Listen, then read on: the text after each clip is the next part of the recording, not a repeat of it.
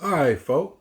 Hey, I'm here. We're going to do some sweet potatoes today, folk. As you can see, I got a peeled and clean sweet potato. We're going to do some candied sweet potatoes. So let me show you how I do this. I like to take my sweet potatoes and cut the ends off. And as you can see how the sweet potato roll around and how hard it is, I like to create a flat surface. So what I do is I take my sweet potato, I split it down the middle, folk. Once I split it down the middle, I got a stable, flat surface to cut my pieces. So now what I'll do is I'll cut my sweet potato into pieces. Here we go. Chop, chop, chop. There we go, folks. Nice thick pieces so they can hold up during the cook. There we go, folks. There we are. See them? We're going to get them in the bowl. Once I get them in the bowl, what I'll do is I'll cut up one more piece here and another whole one just to show you a sweet potato of a different size and shape. That you get that same result by cutting that sweet potato down the middle. So here we go. I'm getting another one. Different shape, rolling around, dangerous to cut. Cutting those ends off, clean my space a little bit. Now, split it down the middle, whereby creating that flat surface to cut on. No worries. Sharp knife, flat surface, easy work on these sweet potatoes.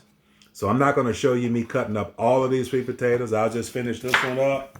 And once I get them all cut up, folks, and in the bowl, I'll bring you back. There we go. All right, folks. I got them in that bowl, all cut up, ready for the next step. So now I'm going to start the sauce in the pan. So just hold tight, folks, and we going there now. We got about 8 tablespoons of butter in that pan. We're going to put about a cup and a half of brown sugar. I got dark brown sugar. Light brown sugar is just fine. It doesn't matter. But this is what I had today, so I'm using dark brown sugar. Get that in there. Now we're going to get some white sugar in there. So I'm going to go with 1, 2, 3, and about a half tablespoons of white sugar. Now you can adjust the sugar to your sweetness and your liking. Now we're going in with some cinnamon. What we got in here now is about a tablespoon and a half of cinnamon. And also what I'm shaking in now, it's a secret ingredient. I'm going to show you. Check it out. Ground ginger. That's right, folks. A little ginger. That right there was about a half a teaspoon of ginger. Now we're going in with some nutmeg. Nutmeg is that other element that gives you that wild flavor. So we're going into about a quarter to a half teaspoon of nutmeg. Nutmeg is power, so you don't overdo it. Get that stirred up. Now here comes another secret. I'm letting it all out the bag. Orange zest. That's right, folks. I put that orange zest in my candied yams. And not only the zest from an orange, I also put that juice. That's going to help create the liquid that we need in here. As you can see, there's no water in this recipe. None at all. So we're going to get that mixed in and stirred up. Yes, indeedy. That's mixed in. Now we got to add a little salt. Salt brings out that brightness in that sweet. So just add you a couple pinches of good salt into that sauce. After the salt, you know what you got to go with, vanilla.